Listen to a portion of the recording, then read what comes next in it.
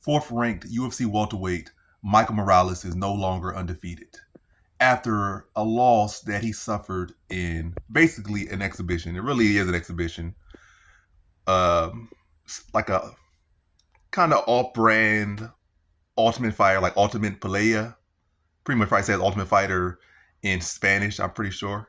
I don't know the actual translation, but yeah, suffered a loss at the age of 17 in an exhibition. Even the organization said it's like they considered it an exhibition, but Tapology, for whatever reason, decided to go out of their way to give him a loss. I guess they saw him in the dress one too many times. Like, we got to give this guy a loss some way, somehow. So like, we saw him in the dress way too many times. It made us feel uncomfortable.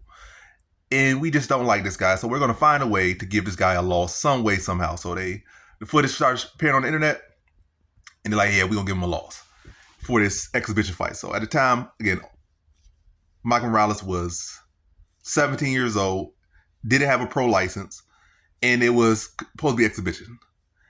And Tapology decided to make that an official loss, which is crazy.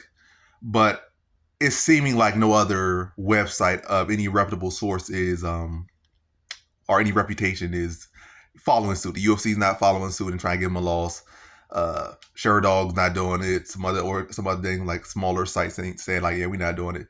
And two of the promoters from that Ultima Pelea were like, yeah, this makes no sense. Like, I don't know why they're trying to mess with the biggest product out of this region, out of these countries.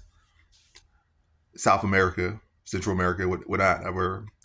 Yeah, like, why are you trying to mess with like our biggest, the greatest fight we ever had, pretty much, or the biggest? Well, he is great. I can't really say who from that region or that area has done more than him.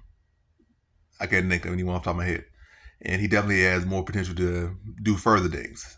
Fourth ranked, really undefeated. I don't know why Tapology decided to do that. I guess Tapology needed some clicks. And it don't really make no sense why they would try to do that. Again, clicks. Everybody cares about clicks every day. I guess even Tapology is going through a slow period. Like, there might be other fights going on, other this going on, that, like boxing and this, that, and the third going on or whatnot. But most MMA sites get their fuel from UFC. So the fact that UFC has not been no UFC fights in like 3 weeks, and we're not gonna have any UFC fights in like 2 more weeks, I guess even Tapology and some of these other media sites are getting desperate. So like, let's do some extracurricular stuff and go out there and try to put a loss on Michael Morales' record.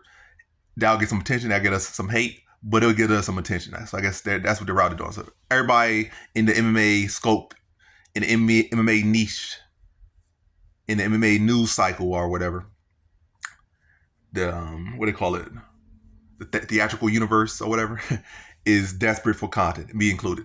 So like, we're just commenting on anything, posting anything, and that's what Tapology is. So I can't blame them for that, because again, it is very dry right now. And for those people, it might be their main source of income. It's not my main source of income at all. So I'm not really hurting them. I'm like, my YouTube is pretty dry right now. I'm like, when's the last time I even posted? What am I even posting on this channel? Like, I'm just letting the weeks pass by. I'm not posting nothing at all. So I'm trying to post it, you can see right now. So yeah, I could get that from Tapology, because I'm in the same space. But again, I'm not desperate for no money, and YouTube UFC stuff definitely does not even come close to paying the bills right now. So, but yeah, we guess on their side, they're desperate for content, and that's probably their main source of income. So they got to do something to get some attention, whether it's good or bad. In this case, it's bad, but it's pretty dumb though. Tapology could barely get their pound for pound rankings right. Could barely get their rankings right. If somebody in the UFC, they could be 0-5 right now in the UFC, but with a former top 15 guy, they'll still be above a guy that's like a champion, like a 3 division. Well, let me not say 3, because being a 3 division champion is cool and all.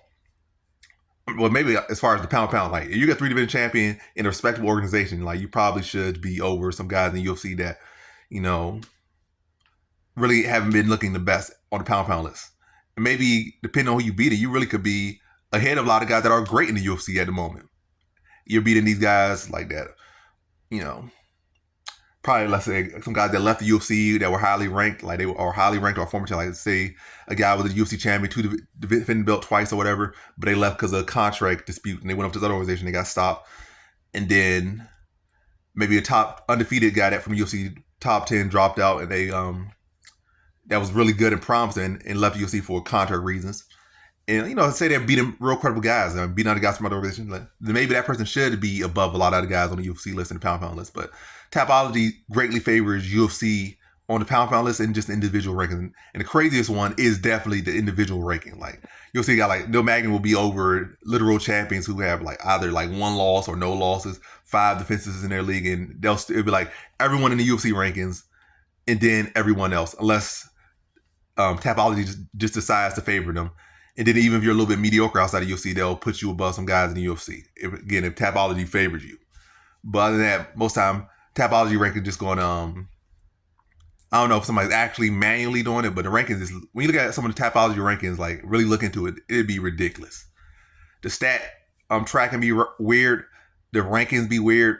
So they worry about some guy record when they should be worried about their own stuff. Like y'all rankings could be a lot better. If anything, I would say, matter of fact, I don't care. I do not respect Tapology rankings at all. Like, some of them might be okay, but I would say as far as rankings, Tapology rankings aren't good. If anything, Sherdog's rankings are way better. I feel like Sherdog's rankings are way more precise. And I initially was more so on Sherdog than Tapology, to be honest. Only why I kind of be on Tapology more is because, you know, I place my picks. I can look at the picks, and that's more, you know, the fights that are on the card are more consistent on Tapology than Sherdog. Sherdog, like, it don't be as consistent with showing who's going to be fighting on his cards and stuff. And also, I can't really make my picks and predictions on Sherdog. But Sherdog's rankings, I've been on Sherdog for many years, over a decade. You know, not like I don't think I have a count on Sherdog, but I've been on Sherdog, you know, going to the website for over a decade. And, you know, the pound rankings over the years have been respectable. The individual rankings over the year have been respectable. They gave good reasons. Matter of fact, Tapology don't give no reasons for their rankings. So Sherdog gives reasons for their rankings. They have respectable pound. They don't just fully glaze the UFC. I think they glaze the UFC a little bit, but if there's really a respectable fighter outside of UFC, they will put them on their pound list. Like, they're really doing great things out of UFC. They will get recognition on the pound list. If they're doing great things, they will get recognition in the overall rankings. So not just the UFC rankings, but who are the top 205ers in the world? Who are the top who are the top heavyweights? Who are the top lightweights? Who are the top featherweights? And even before UFC added them, like, who were the top featherweights? Who were the top flyweights? Even before the UFC even added those weight classes to their rankings. Who was the top female atom weight and stuff like that? So, yeah, Tapology's rankings have always been trash. Sherdog is a much more respectable site as far as rankings. And to wrap it up, pretty much the conclusion, Sherdog is just thirsty for clicks, and this was just their way to get clicks. They see a guy with a lot of attention, a lot of buzz behind him. They knew they were going to get mixed reviews from it. Probably some people like, yeah, I don't like that dress wearing guy. I'm glad y'all put a loss on record. And people with some sense and respect and credibility, like a guy that didn't even have a pro fighter license. It was 17 years old, no pro experience. Got into an exhibition that even the promoter saying was exhibition, and you guys went out of your way to find this fight for him, like, what, 7 years? Because he's like 24 now, so that's like 7 years ago, and give him a loss. But it is what it is. Y'all can find the footage of the loss, even though it's exhibition loss. It's kind of around the web right now. It's probably on YouTube as well. I've seen it like on Twitter mostly than anything. But yeah, if y'all want to find that, Twitter's a good place, or x.com is a good place to look. And it's probably on YouTube as a short right now as well. But yeah, that should definitely not go on his record. And at the end of the day, it's Tapology. I don't think no one respectable is going to actually give him that loss. Tapology does what it wants to do, and a lot of times that's not the right thing to do. But his record should not be affected, and it should not affect his image at all or his branding. But we'll see as time goes on. But yeah, that's been the video. Peace.